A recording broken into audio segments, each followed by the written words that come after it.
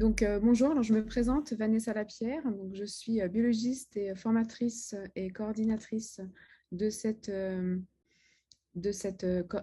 session pratique en laboratoire de chimie et biologie. Je vous souhaite tous la bienvenue à ce cours en ligne qui a été mis en place dans le cadre de la session pratique en laboratoire de chimie et biologie. À cette occasion, on accueille la docteure Claudia Vello, qui est responsable de l'unité de formation des apprentis et qui est également la directrice de cette session de pratique en laboratoire de chimie et biologie. Avant d'être responsable de l'UFA, Claudia a eu un parcours académique et a travaillé dans différents laboratoires de recherche en Suisse, mais également à l'étranger, où elle a publié différents articles justement en lien avec cette technologie CRISPR-Cas9 et plus particulièrement en sciences pharmaceutiques, donc à l'interface entre la chimie et la biologie. Donc, je vais céder la parole à Claudia pour ce cours. Merci beaucoup, Vanessa, pour cette introduction. Je vous souhaite à tous et à toutes la bienvenue à ce cours. J'ai eu le plaisir de parcourir un peu la liste d'inscriptions et ça m'a fait plaisir de voir certaines personnes que je connaissais déjà, donc merci d'être là, et d'autres personnes que je ne connais pas encore, mais qui font partie du personnel technique de notre université, entre autres. Et c'est un grand plaisir d'être là pour partager ces cours avec vous. Comme Vanessa a bien mentionné, nous allons parler aujourd'hui de l'impact de la technique sur les données de laboratoire, avec à la clé une étude de cas impliquant la technologie CRISPR-Cas9. Ces cours, il est en lien avec notre formation pratique, qui est une formation continue pour le personnel technique, une formation essentiellement pratique puisqu'elle compte 75% de cours pratiques en laboratoire. Et bien, cette partie fait partie de la partie théorique et du 25% de notre formation. Et je vous remercie d'être présent aujourd'hui. Alors, notre présentation va se dérouler en deux parties. La première partie, c'est les cours à proprement parler. On commencera par un sondage pour vous connaître un tout petit peu, connaître un peu votre expérience. Je vous parlerai de la crise de la reproductibilité et de la technique CRISPR-Cas9 avec une étude de cas. On fera un petit résumé des notions à retenir et on aura un temps pour les questions-réponses. Par la suite, je vous invite à rester pour la deuxième partie où je vous présenterai très rapidement notre programme de formation continue et on restera à votre disposition pour toutes les questions. Voilà pour l'organisation. Alors, sans perte de temps, et si vous êtes prêts, on pourra commencer à échauffer les esprits avec un petit sondage. On va vous mettre le lien direct pour les sondages dans les chats. Donc, vous allez dans chat ou discuter si vous l'avez en français. Et vous allez pouvoir retrouver le lien direct pour un sondage dans les chats. Je vais partager avec vous la question. Je vous laisse un peu de temps pour vous connecter.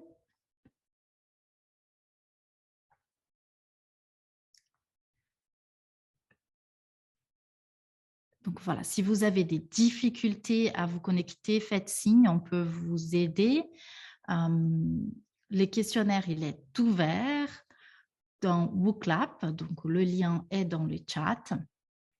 Et vous avez une question devant vous qui est, lors de la mise en place d'un protocole, j'ai eu des difficultés car, alors plusieurs réponses sont possibles.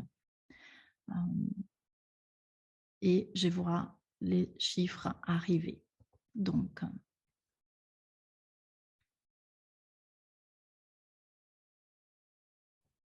je vais voir le nombre de personnes. On attend un petit peu avant d'afficher les statistiques de notre groupe d'aujourd'hui.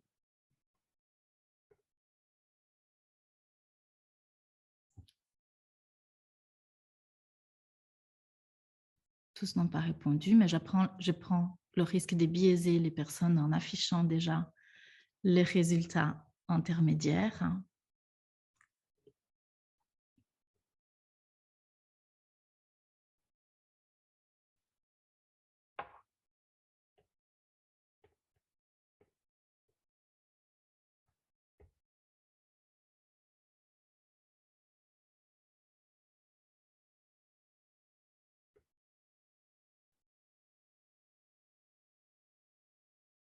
les derniers résultats arrivent.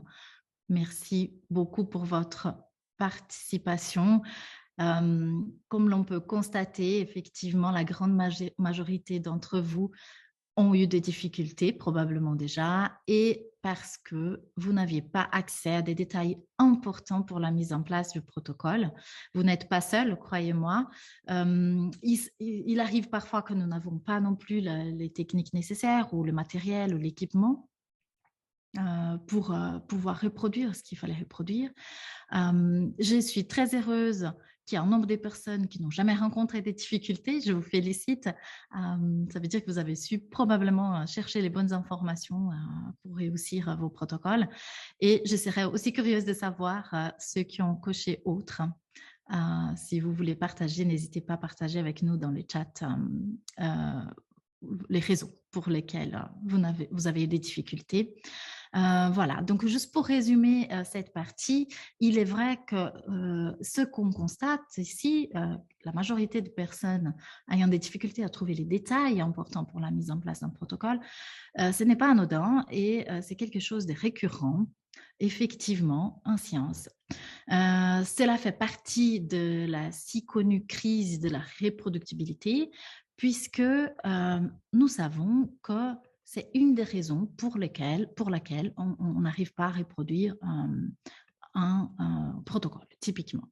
Donc, je reviens sur notre présentation et je profite ici pour vous présenter un résultat qui, cette fois-ci, n'est pas de votre sondage, mais un sondage qui a été fait auprès des 1500 scientifiques dans le monde entier, qui a été publié dans la revue Nature, qui nous dit que plus que 70% de chercheurs ont des difficultés à reproduire une expérience d'autrui.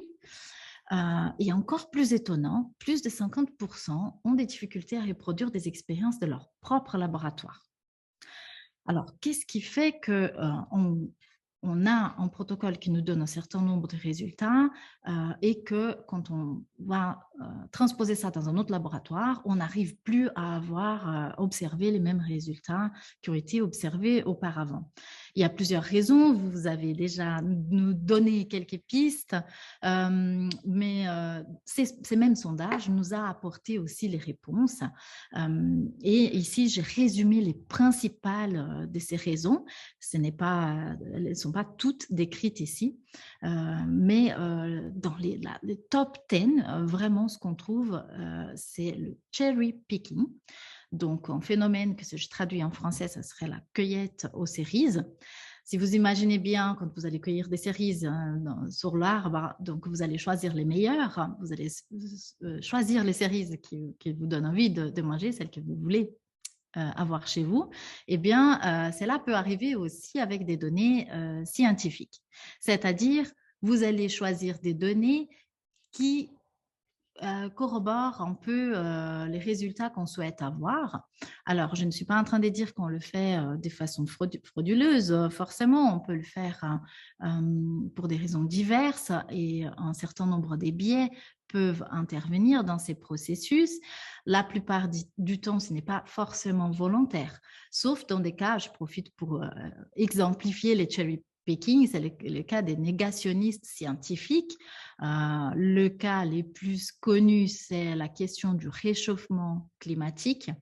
Si l'on regarde des températures globales relatives seulement sur une période au lieu de regarder toute la période de mesure, eh bien, on peut avoir un biais et avoir des résultats qui ne sont pas les mêmes puisqu'on a fait du cherry picking, on a choisi seulement une partie de données. Donc, cet exemple est assez connu. Si l'on regarde dans le réchauffement climatique les données entre 1998 et 2012, on aura vu une courbe des tendances qui nous indique l'arrivée d'un plateau.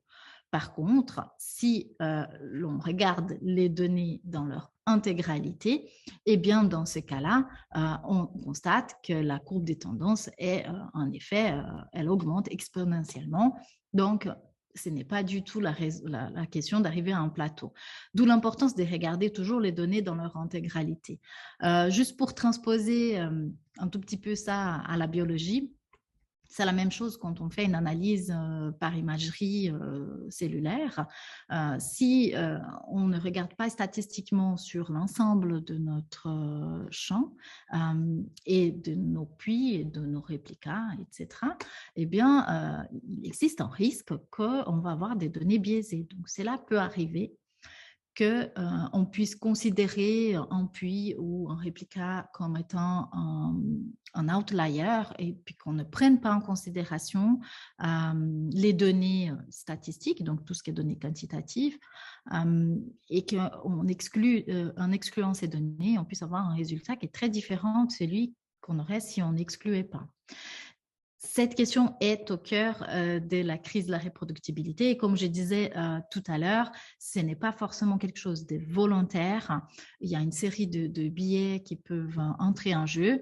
Et notamment, ce qui est pointé du doigt par énormément de chercheurs, c'est la pression à la publication, les fameux publish or perish, qui fait que les scientifiques doivent publier très rapidement leurs données. Donc, il arrive parfois qu'ils n'ont pas suffisamment de recul ou pas suffisamment de réplicas, ou peut-être qu'ils ont eu quelques doutes pendant les analyses et ce qu'ils sont en train de publier en fin de compte, c'est des données présélectionnées puisqu'ils n'ont pas eu le temps de regarder l'ensemble de données, par exemple.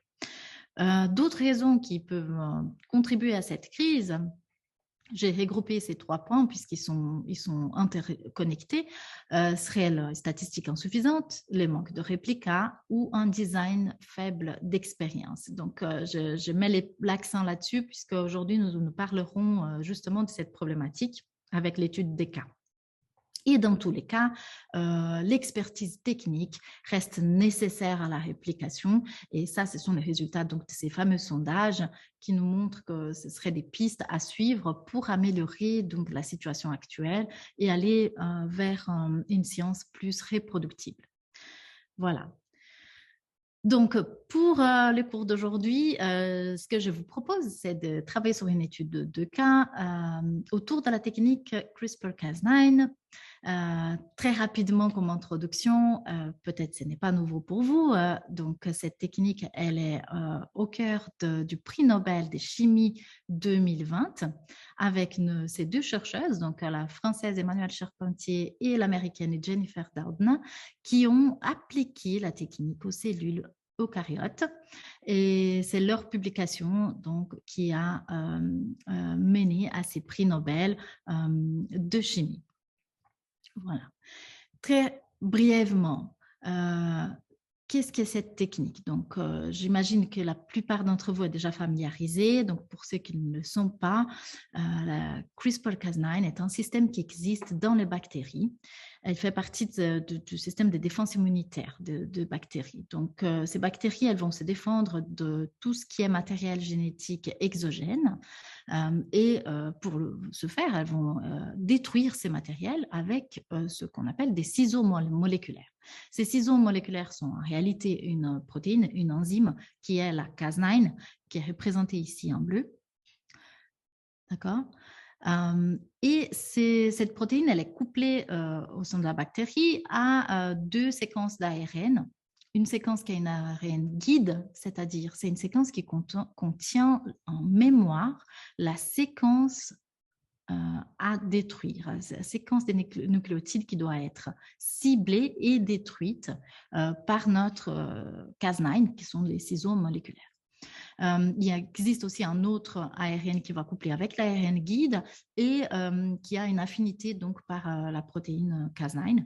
Et tous ces systèmes-là fonctionnent comme une sorte de GPS qui va guider ces ciseaux moléculaires directement au matériel exogène sans interférer avec le matériel endogène de la bactérie. Donc, tous ces systèmes-là ont été étudiés et transposés à des cellules eucaryotes.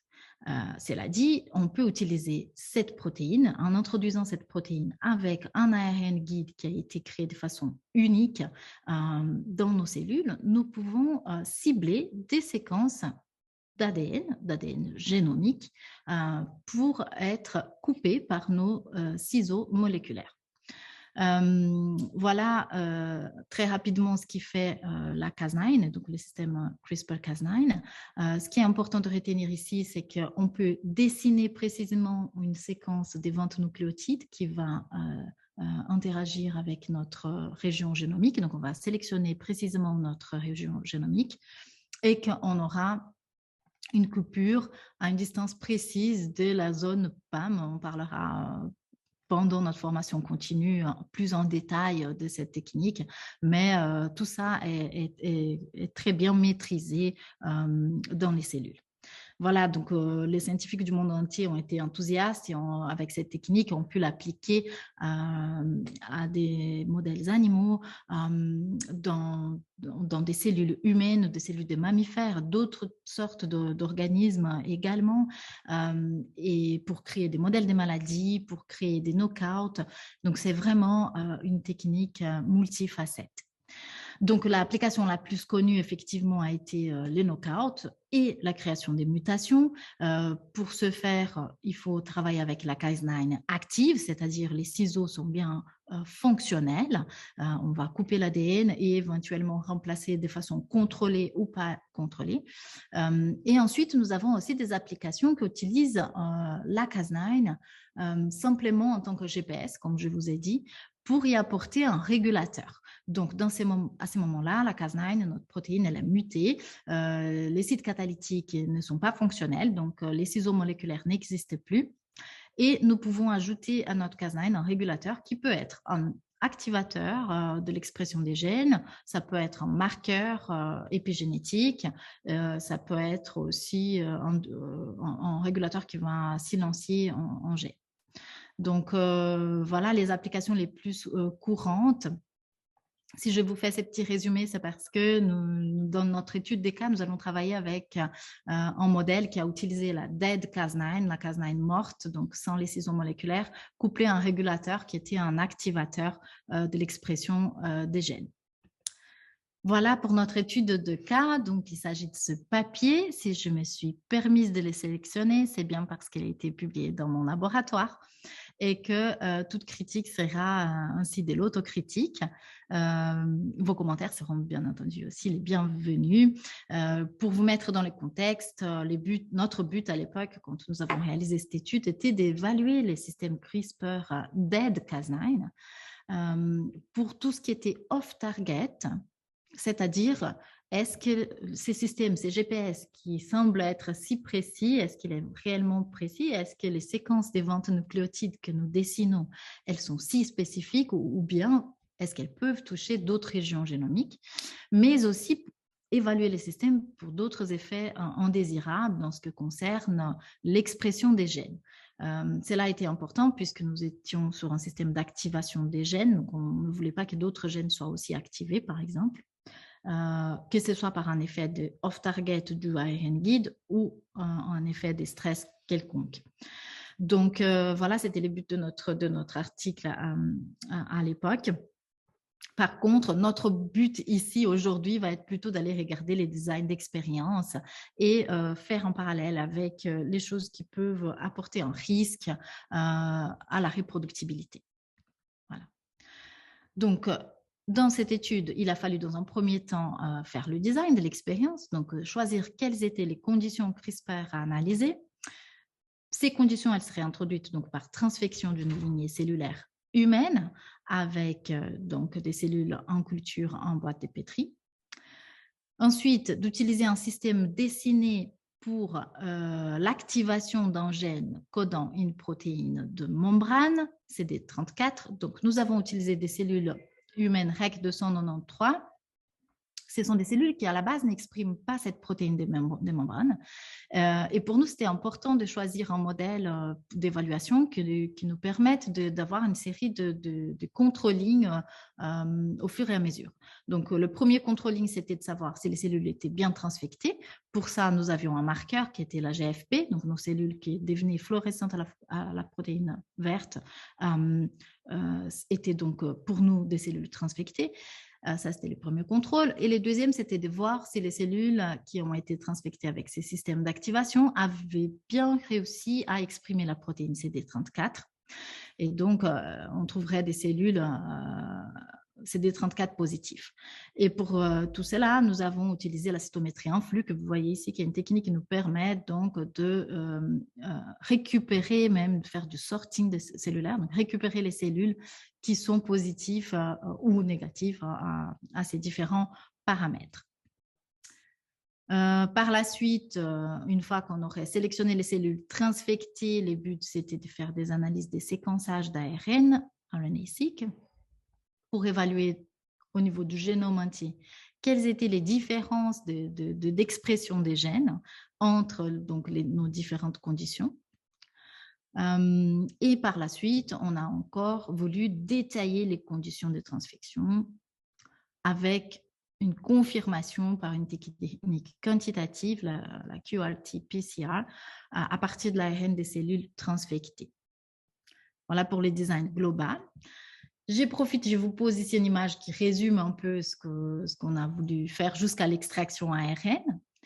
Dans un tout premier temps, nous avons établi seulement 3 conditions. Donc, la toute première condition, c'est nos cellules de base, donc en stade basal, aucune transfection.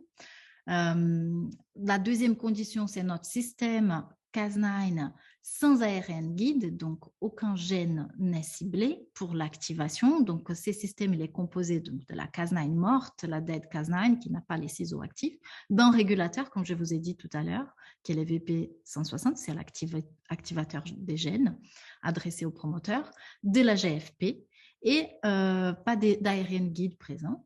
Et la troisième condition, qui était la condition test à proprement parler, c'était la condition d'activation, donc avec tous les systèmes CRISPR et 6 ARN guides ciblant les gènes CD34. Voilà, dans ces designs d'expérience pour chaque condition, donc une fois la transfection a été faite, nous avons soumis les échantillons à la cytométrie en flux, nous avons sélectionné les populations d'intérêt. Il était important de travailler seulement avec des cellules qui ont été transfectées dans les 2 conditions de transfection. Donc, nous avions les cellules transfectées toutes sur ces cadrans, aucune cellule présente dans les cadrans CD34 puisqu'il n'y avait pas d'ARN guide pour cette condition. Dans la troisième condition, nous avions des cellules transfectées exprimant ou pas la protéine CD34. Nous avons sélectionné la population entière de cellules transfectées. On pourra discuter plus tard du pourquoi de ce choix. Et je vous donne encore quelques informations. Alors attention, là, je vais vous poser quelques questions, un petit questionnaire derrière. Regardez bien cette diapositive et je vous pose la question par rapport au nombre de réplicas que nous avons dans cette expérience. À savoir, donc, nous avons ici 3 conditions. Donc, pour chaque condition, quel est le nombre de réplicas que nous avons? Vous avez quelques informations préliminaires. Donc, ici, c'est de dire que vous avez 2 boîtes de pétri de passage numéro 8 et encore 2 boîtes de pétri en passage numéro 9, sachant que toutes ces boîtes de pétri ont été ensémencées le même jour, transfectées le même jour et les bibliothèques ARN ont été préparées les mêmes jours. Donc, je vais revenir ensuite sur cette slide, mais vous pouvez déjà y aller dans le chat, chercher le lien pour le questionnaire avec la question du nombre de réplicas.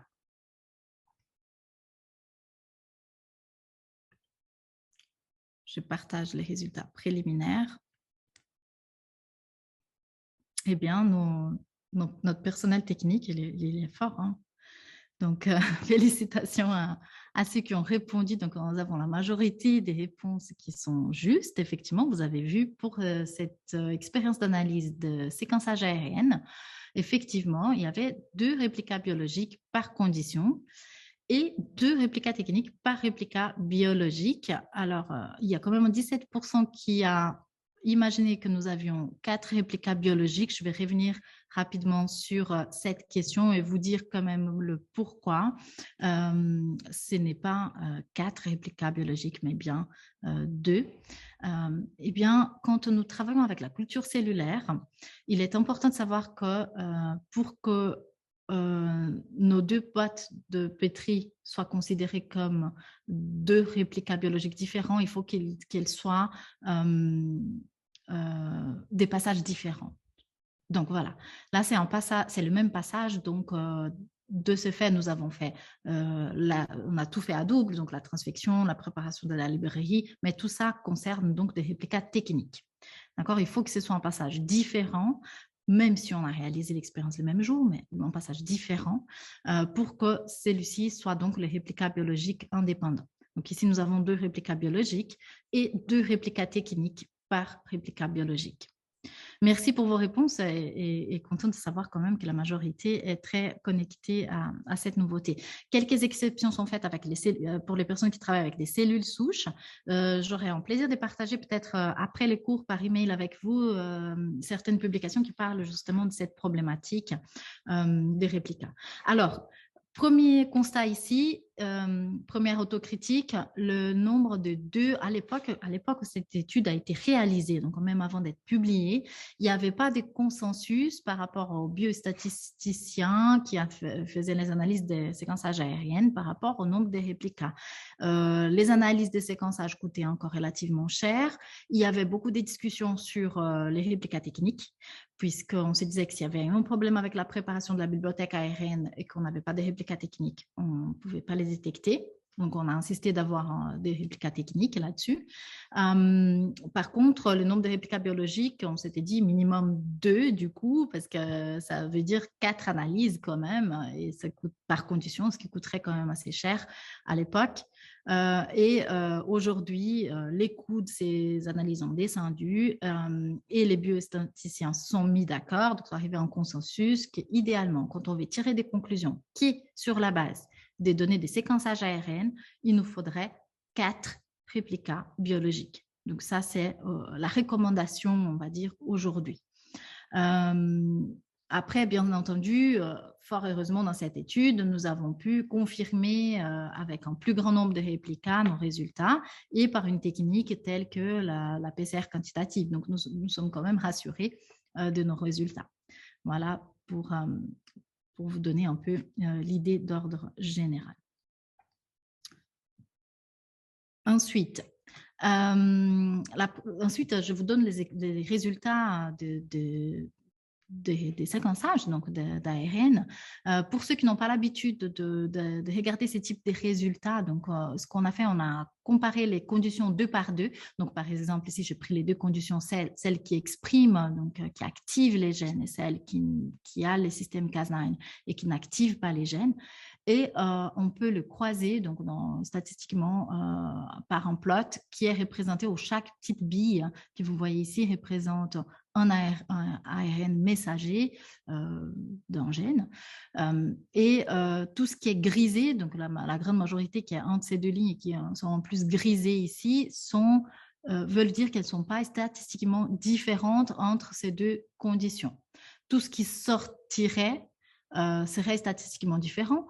Et nous avons été très enthousiastes quand nous avons vu ces résultats, c'est-à-dire que le seul gène qui sortait du lot, qui était surexprimé dans la 2e condition, était le gène pour la protéine CD34, qui a été le gène ciblé par notre système CRISPR-Cas. Là, on s'est dit, aucun effet off-target, aucun autre gène a été ciblé. C'était important pour nous parce qu'en fait, on souhaitait utiliser cette technique GPS, si vous voulez, dans un autre projet qui était un projet d'envergure pharmaceutique. Et pour nous, cette notion était très, très importante. Voilà. Mais est-ce que c'est la bonne comparaison? Simplement de comparer ces 2 conditions. Donc, comme vous vous souvenez bien, nous avions une autre condition également, qui était les cellules basales. Donc, on voulait quand même savoir, même si ce n'est pas un excellent contrôle, puisqu'il n'y a aucune transfection qui a été faite, bien que les cellules ont été soumises au stress de sorting de cellules, donc la cytométrie en flux. Il n'y avait pas de transfection, mais on voulait savoir s'il y avait une différence avec les cellules de base. Qu'est-ce que les systèmes CRISPR-Cas faisaient dans ces cellules. Donc, à ce moment-là, on voyait bien dans les systèmes ciblés que le gène CD34, il était surexprimé.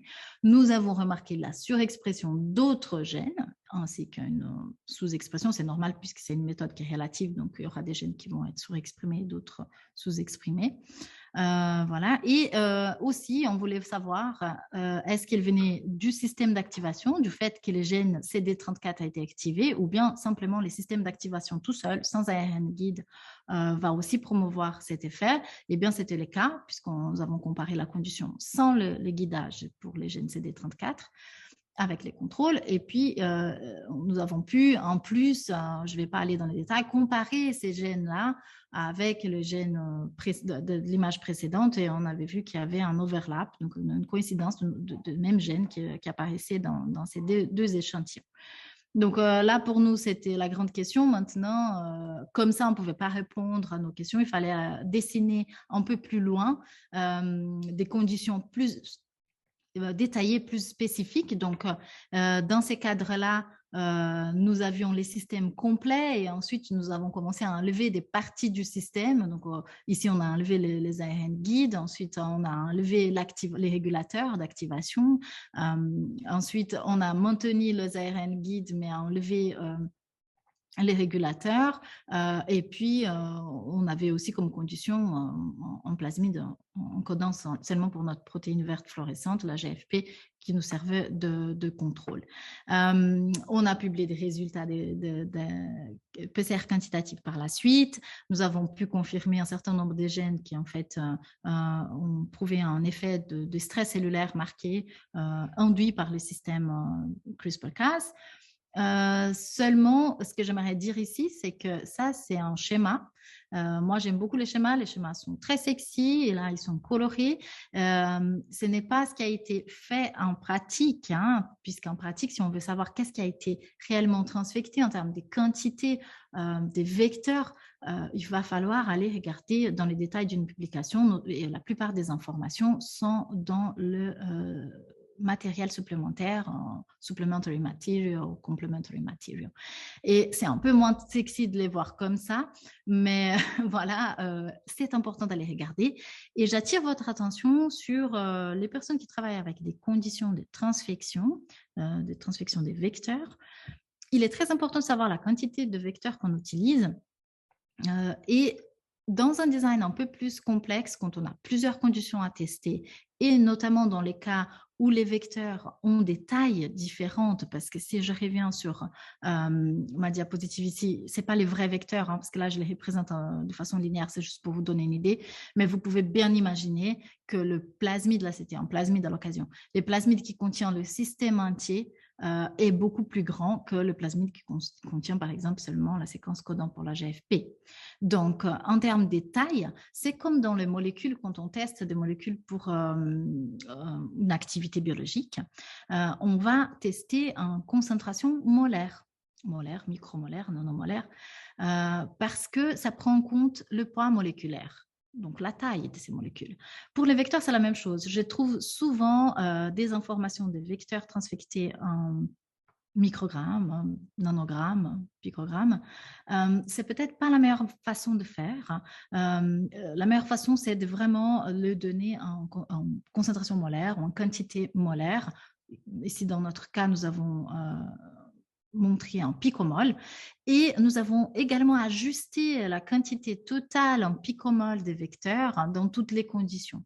Et ça, c'est très, très important. Donc, nous avons ajouté, si besoin il y avait, avec un squelette vide pour que nous ayons dans toutes les conditions la même quantité.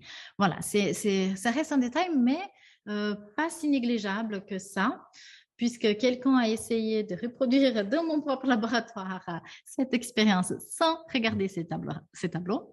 Et il a décidé par lui-même, par exemple, de rajouter toute la quantité de ces vecteurs-là, ce qui a donné des résultats très bizarres, puisque l'expression déjà de la GFP était beaucoup plus intense que dans toutes les autres conditions, et ça faussait et biaisait énormément les résultats. Voilà un petit aperçu des choses qu'on pourrait regarder quand on pense en reproductibilité des données. Et si j'ai quelques messages à vous faire retenir, c'est de vous dire que la crise des reproductibilité reste quand même un challenge. On ne va pas pouvoir résoudre cela du jour au lendemain. Il y a plusieurs actions qui sont faites.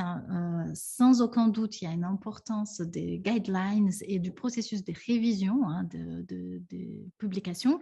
J'attire votre attention sur cette partie des révisions. Donc, quand on est reviewer d'un article scientifique, il est important qu'on ait une certaine expertise scientifique, technique, et qu'on puisse aller regarder en détail la partie méthodologique. Ce n'est pas toujours le cas. Les reviewers sont aussi pressés par les maisons de publication et on n'a pas toujours le temps de regarder ça en détail. Ce que j'aimerais dire aussi, c'est que la qualité du design de l'expérience, elle est proportionnelle à notre niveau technique et que l'expertise technique doit être acquise en continu. Nous avons vu avec l'exemple des notions de combien de réplications sont nécessaires pour tel ou tel type d'analyse. Ça a évolué dans le temps, notamment pour tout ce qui était séquençage, next generation sequencing. Voilà pour ces informations. J'ouvre l'espace à des questions. Merci pour la question. Donc, il y a quelqu'un qui nous dit, n'étant pas spécialiste, pouvez-vous nous préciser la différence entre réplica biologique et technique? Très bien. Donc, voilà. La différence, c'est qu'en réplica biologique, donc pour une expérience en biologie, que ce soit une biologie cellulaire ou ça peut être aussi dans l'expérimentation animale, prenons l'exemple de l'expérimentation animale. Vous avez besoin de 2 animaux différents pour que vous ayez 2 représentants biologiques indépendants. Donc, réplica biologique, c'est 2 représentants biologiques indépendants. D'accord? Par contre, vous allez tester dans cet animal, chacun de ces petits rongeurs, par exemple, vous allez tester, admettons, l'ouverture de la pupille. Admettons que c'est ça que vous testez. Très bien. Donc, vous faites ça 1 fois, 2 fois, 3 fois. Donc, vous êtes sur de réplica technique. Donc, vous faites sur le même animal, donc sur c'est le même animal, donc vous faites la mesure 2 fois. Ça garantit que votre instrument de mesure, donc c'est une question technique, votre instrument de mesure vous donne les mêmes résultats à chaque fois. D'accord? Par contre, c'est le même animal, donc c'est les mêmes réplicas biologiques, mais le nombre de mesures que vous avez fait sur le même animal, c'est les réplicas techniques. Dans le deuxième animal, donc là, c'est les deuxièmes réplicas biologiques. Pareil, vous pouvez avoir plusieurs réplicas techniques. Pour vous donner un autre exemple, si vous êtes dans la chimie, vous faites une analyse par chromatographie HPLC, vous préparez un échantillon, vous avez fait une dilution, vous injectez 3 fois cette dilution, vous avez un réplica technique. Par contre, si vous avez préparé 3 fois la dilution de façon indépendante, eh bien, vous avez 3 échantillons. Là, ce n'est pas forcément biologique, mais si vous avez récupéré du matériel biologique, oui, ça le sera. Donc, vous aurez des réplicas biologiques ou ce qu'on appelle des réplicas indépendants. En chimie, on l'appellerait simplement réplica indépendant. Les réplicas techniques, il est toujours de la même souche, du même échantillon. Voilà. Et donc, il y a une autre question qui arrive donc, pour cette question. Et dans le cas d'une culture cellulaire, des réplicas techniques et biologiques dans la culture cellulaire. Alors ça, c'est une très bonne question. Je partagerai avec vous un article qui est sorti dans Nature Methods par rapport à ça, qui établit un peu le règle de l'art. Et c'est vrai qu'il est arrivé que les gens pensent que du fait que j'ai fait un lancement, par exemple, j'ai récupéré mon flasque T75 et j'ai fait un ensemencement sur 3 puits d'une plaque 6 puits pour faire un test. D'accord? Je n'ai pas, dans ces cas-là, si j'ai récupéré du même flasque, du même passage pour faire cet ensemencement, je n'ai pas 3 réplicas biologiques. J'ai 3 réplicas techniques. D'accord? Il va falloir que j'utilise un flasque indépendant, idéalement même d'un numéro de passage différent, Et pourquoi? Parce que si on avait 2 flasques du même numéro de passage, c'est-à-dire qu'on a passé ces cellules en même temps, et donc on est dans la même situation que l'ensemencement. Vous voyez? Donc, les réplicas biologiques en culture cellulaire, la règle générale, c'est le numéro de passage. Il faut qu'il soit différent. Il faut que ce soit un numéro de passage différent. Après, il y a des exceptions qui sont faites dans le cadre des cellules souches et de certains types d'expériences. Je me ferai un grand plaisir de partager avec vous 2 articles par email, et je prends note de le faire, qui abordent cette question, et c'est quelque chose qui vaut vraiment la peine de regarder. J'espère que j'ai répondu à la question. N'hésitez pas à continuer si ce n'est pas le cas. Alors, je profite de passer à cette deuxième partie, qui est de vous parler de notre formation pratique en laboratoire de chimie et de biologie. Là, aujourd'hui, nous avons juste une petite introduction de ce qu'on va aborder pendant cette formation. Alors, pourquoi on a ouvert cette session de formation continue? Tout d'abord parce qu'une pénurie de formation pratique a été constatée en Suisse et aussi dans le canton de Genève, avec une demande importante de personnel technique d'avoir accès à une formation pratique. À qui elle est destinée? Donc à toute personne qui travaille concrètement au laboratoire, tout personnel technique, que ce soit donc des laborantins, de techniciens ES, ou voire même, pourquoi pas, des doctorants, des étudiants de master, de postdoctorants qui auraient besoin d'apprendre une nouvelle technique. Donc, ce seront les bienvenus. Comment elle s'organise? Alors, nous vous proposons 6 modules pratiques qui peuvent durer de 2 à 3 jours. Ce qui est très intéressant dans cette formation, c'est que contrairement à tout ce qui est case ou session entière, on peut s'inscrire qu'à la session entière. Ici, vous pouvez sélectionner les modules qui vous intéressent. Donc, vous pouvez faire l'inscription par module avec ou sans crédit ECTS. Tous les détails de chaque module, on ne va pas passer aujourd'hui, on ne va pas vous fatiguer avec cela, mais vous pouvez consulter sur le site de notre formation, accessible aussi avec les codes QR ici. Et donc, vous avez dans le programme détaillé, vous avez les explications de chaque module. Je serais curieuse d'avoir vos retours, si vous pensez que ces formations, elles répondent à un besoin, et si vous avez des questions concernant voilà, les inscriptions ou la formation en règle générale. Donc, autant Vanessa, notre coordinatrice, que moi, restons à votre disposition. Je vous remercie infiniment. J'ai beaucoup de plaisir à être là avec vous aujourd'hui, parler un peu de techniques de laboratoire. Pour ceux qui viendront à la formation pratique, je me réjouis déjà de vous revoir. Et merci pour votre présence et votre patience, parce qu'on est déjà 13h09 et vous devez avoir faim.